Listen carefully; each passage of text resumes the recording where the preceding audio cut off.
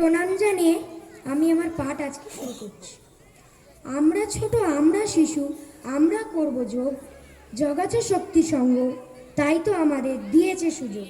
থাকবো সুস্থ, রাখবো মান, সকলকে জানাই সশ্রদ্ধ প্রণাম।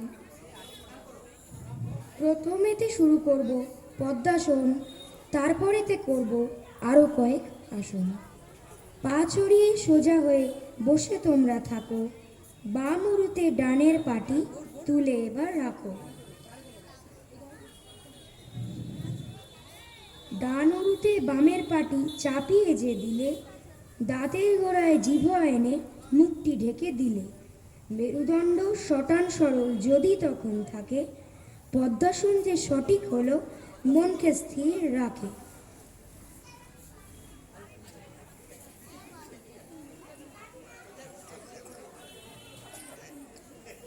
এরপরেতে শুরু হবে গোমুখাসন। সবাই মিলে দাও এতে মন, সামনের দিকে পা ছড়িয়ে সোজা হয়ে বসো।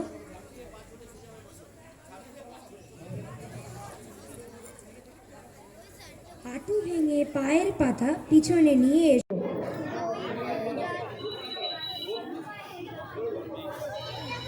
নিচে রাখো বাঁ পাকে ভাই, তার উপরে ডান, গোড়ালি যে নিতম্বকে দেয় নিকট স্থান। ডান হাতকে সোজা তুলে পেছন দিকে দাও, বাঁ হাতকে পেছন দিকে দিলে যখন ঘুরিয়ে, ডান হাতের আঙুল তখন যাবে না ভাই বুড়িয়ে। দুটি হাতের আঙুল যখন করছে তাদের মিল, আসো নিজের করলে যেন থাকবে খুশি দিন।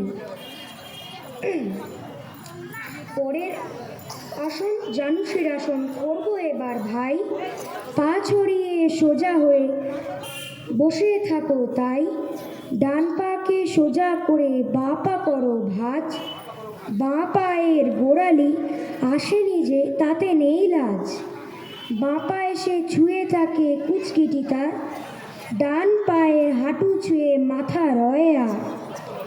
ডান পা ছেড়ে এবার বাঁ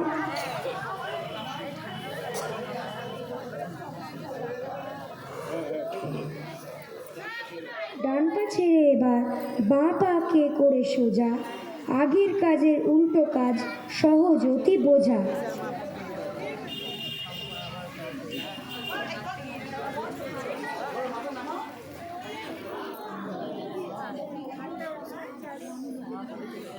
হাত দুটি কাচকি তখন পায়ের আঙুল ধরে, মাথা তখন খানিক বুঝি ঢাকা যে ভাই পরে।